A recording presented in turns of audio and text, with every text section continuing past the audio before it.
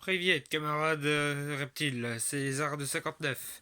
On se retrouve aujourd'hui pour une vidéo assez spéciale car c'est pas du gaming ni du French Horror dans Scary Story. Aujourd'hui nous allons parler d'événements historiques, là en particulier la Seconde Guerre mondiale. Comme vous voyez mon truc c'est par rapport à l'URSS. Donc nous allons parler aujourd'hui de non, une guerre très peu connue, la guerre d'hiver. Alors la guerre d'hiver est une guerre soviéto-finlandaise, donc les soviétiques contre... Non, non, je vais expliquer après.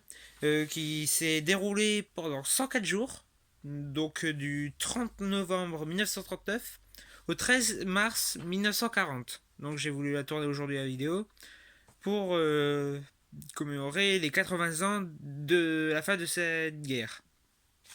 Cette guerre est différente de la Seconde Guerre mondiale qui se passait au même moment. Là, c'est une casquette communiste, hein.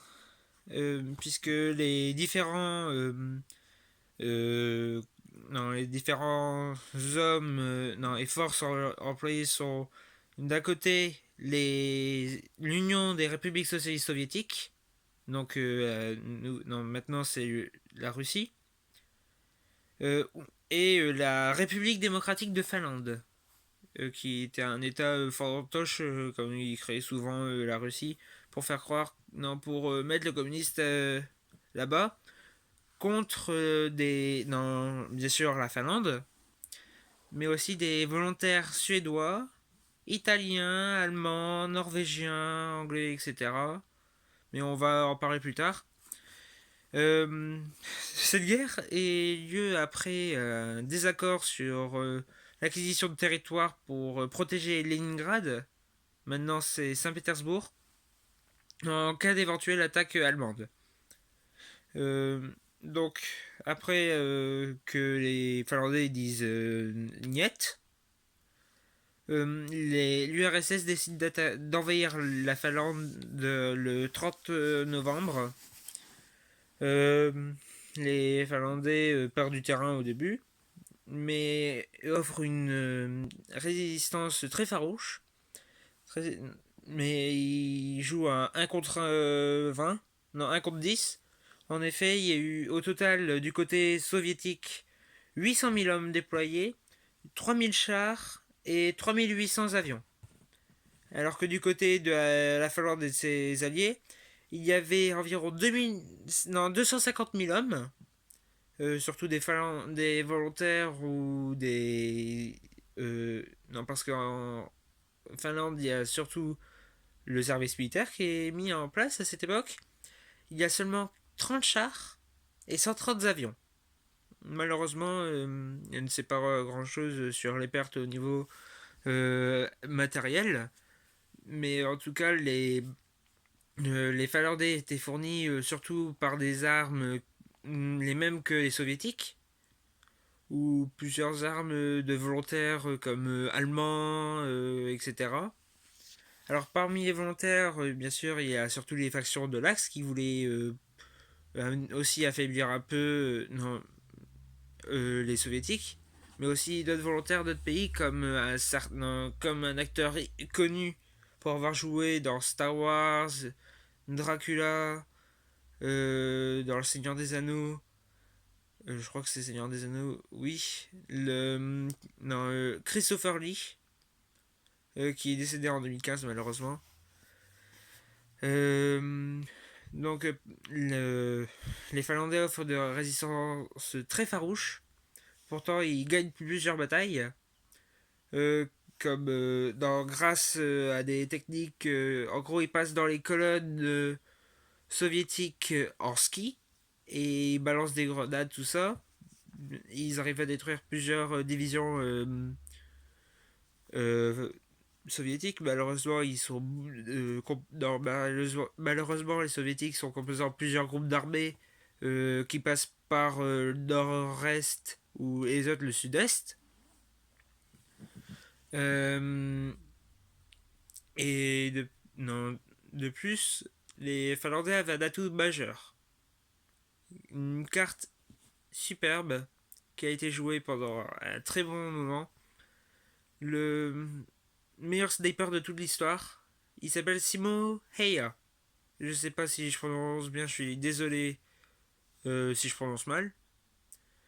Ce sniper, non, c'est le plus meurtrier de l'histoire de l'humanité.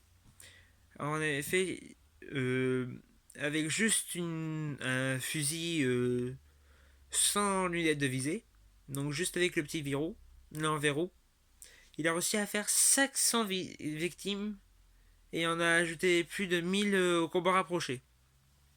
Ah, il était très bon, hein, ce gosse.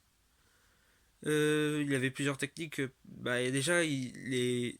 Non, contrairement aux soviétiques qui étaient habillés en marron, non, en vert surtout, les Finlandais étaient habillés en blanc, donc facilement méconnaissable. Le Persimo, lui, non, il mettait par exemple de la neige dans la bouche avant de tirer et aussi devant son canon pour empêcher de la buée ou quand il tire que ça lève de la vapeur. Et aussi, il n'utilise pas de verrou parce que la lumière du soleil peut refléter dedans et peut le faire voir. Donc il a causé beaucoup de pertes du côté des soviétiques non, et non, il a eu un surnom qui entra les nuits des soldats soviétiques jusqu'au dernier jour de la guerre. The Blyas Bet. Je sais pas si je prononce bien. C'est la mer dans la mort blanche. Ah ouais, ça faisait flipper, hein. Mais pourtant, à un moment du conflit, je ne sais plus très bien quand, non, on sait pas trop quand, il se prend une balle en plein dans la mâchoire, et quand c'est.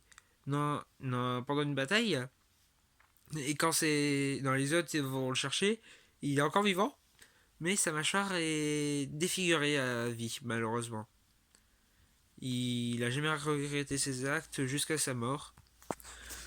Euh, mais bon, changeons d'idée.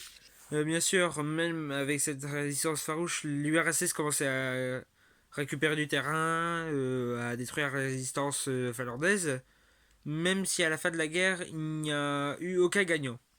Après le traité de Moscou, l'URSS a récupéré quelques territoires du sud de la Finlande, ou même un petit peu du nord, mais ils ont perdu plus de 126 875 soldats. Et du côté finlandais, ce fut environ 22 830 soldats tués. Alors je donne pas les blessés parce que c'est vraiment des chiffres trop compliqués. Les historiens pensent que dans cette guerre a démontré je reformule, cette guerre a démontré non, à Adolf Hitler que les soviétiques n'étaient pas du tout préparés à une éventuelle attaque ou à combattre, puisque dans les années 30, Staline a eu l'idée de purger tous ses officiers. En gros, toi, t'étais sous le star, paf, t'es mort. Toi, t'étais trop proche de Trotsky, son ennemi politique, paf, t'es mort. Toi, j'ai des doutes, paf, t'es mort. Donc c'était surtout des jeunes officiers qui n'étaient pas très bien formés. Bah, je crois que c'est tout. Donc moi, je vais donner pour moi mon avis.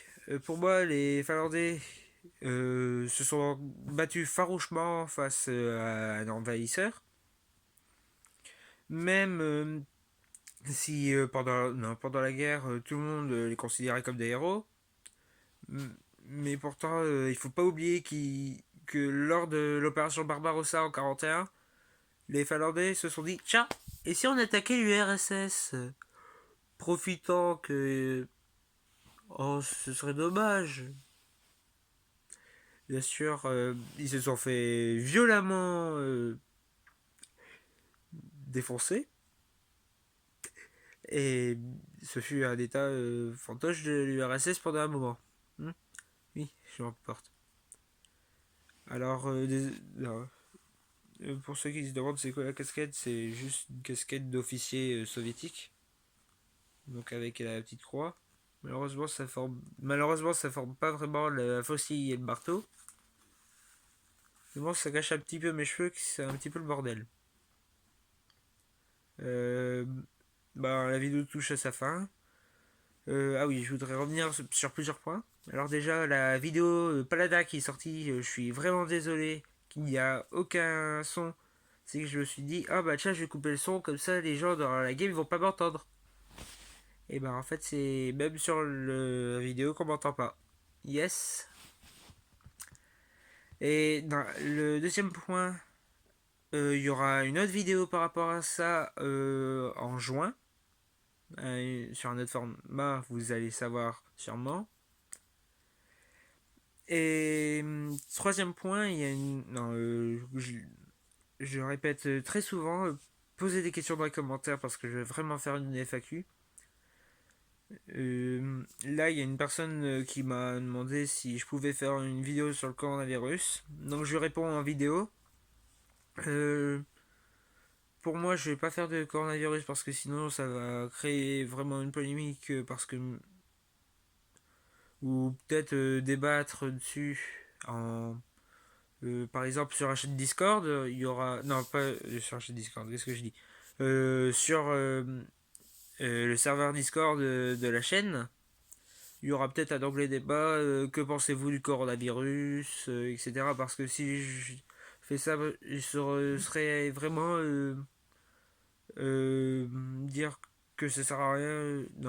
Certains trucs servent à pas grand chose, ou certains trucs sont vraiment connes.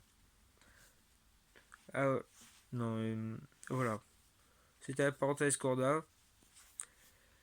Je suis désolé s'il n'y a pas eu de vidéo aussi pendant le mois de janvier et février parce que il y a eu certains problèmes de santé familiale.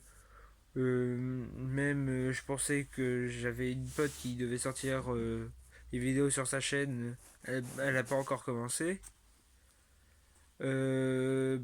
C'est tout. Donc j'espère que cette vidéo vous a plu. Laissez un like, abonnez-vous, rejoignez le Discord. Ah oui, je ferai aussi une dernière vidéo sur Discord, promis. Euh, Passez une bonne journée, camarades, et dans Zedania.